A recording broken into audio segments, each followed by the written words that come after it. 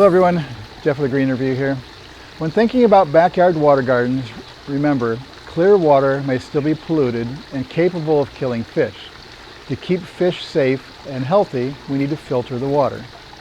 There are two kinds of filtration that need to be done, mechanical and biological. Mechanical filtration is the removal of large debris from dust to leaves. In the old-fashioned way of filtering a pond, the pump was at the bottom. Since the leaves go to where the suction is, they ended up at the bottom of the pond.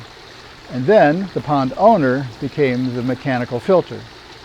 Since most of the leaves fall in the autumn, when the water is cold, it was not a fun job trying to remove them. If you tried to take the pump out while standing on the shore and pulling on the cord or tubing, it sometimes came apart. This could electrocute the fish. If you waded into the pond to get the clogged pump and filter, you would find that it was heavy, wet, and very dirty. Not a fun combination. In some ponds, algae or leaves clog the pump and filter every hour, all day and night long. A skimmer filter installed adjacent to the pond is an alternative to the messy way of removing the large debris and dust that settles into a pond. The skimmer removes large debris from the pond 24 hours a day, all season long. The pump is in the skimmer, so that's where the suction is, and that's where the leaves end up outside the pond in a net bag, like in this case right here.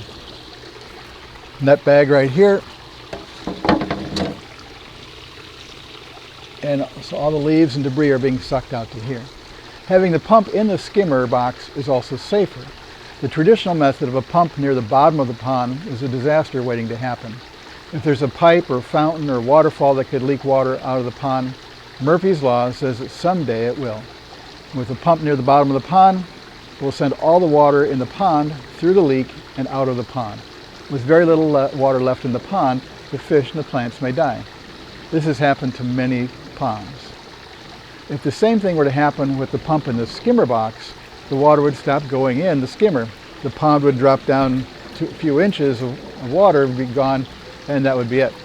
So with the low water shutoff switch in the back of the skimmer, the pump will turn off and you don't even burn out your pump.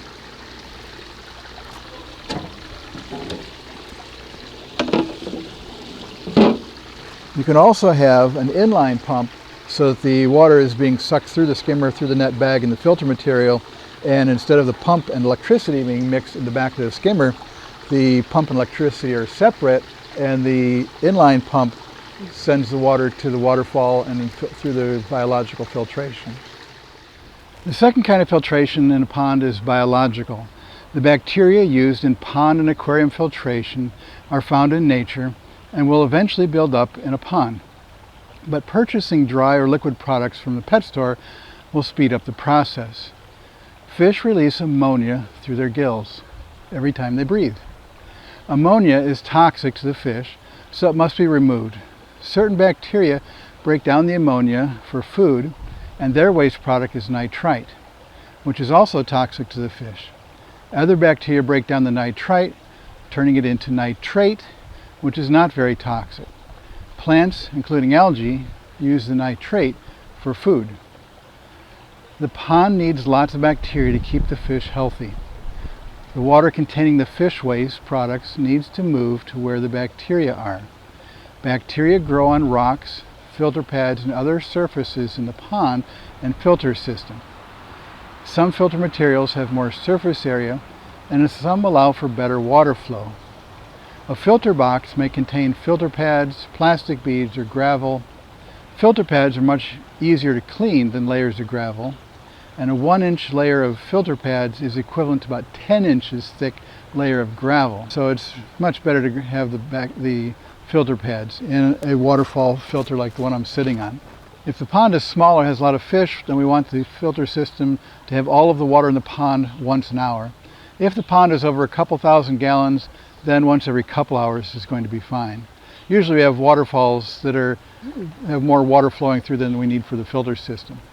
In spite of all the mechanical and biological filtration, there will eventually be a buildup of an accumulation of debris in the water garden and in most koi ponds. The pond will then need to be drained and the material vacuumed out. The fish will need to be kept in a safe holding tank if they have to come all the way out. We make sure there's plenty of oxygen in that tank, and then when the water is refilled, make sure that all the chlorine is removed. The best time to do a clean out is in the fall when the fish are at their healthiest. That's when they have their biggest body mass, and that way they can spend the winter in a muck-free pond. Some ponds that are near trees need to be cleaned in both spring and fall. And some people will just clean the pond in the spring if there's not very many leaves going into the pond in the fall. But that's when the fish have spent the entire winter not eating, and so they're their lowest body weight and their immune systems are not working as much. So what's this mean to me? Biological and mechanical filters should be cleaned whenever they slow the flow of water. There may be periods of time in the spring and fall when the skimmer needs to be cleaned out every day. But there's going to be times in the summer when weekly or every 10 days can go by before we need to clean out the skimmer. Another what's this mean to me?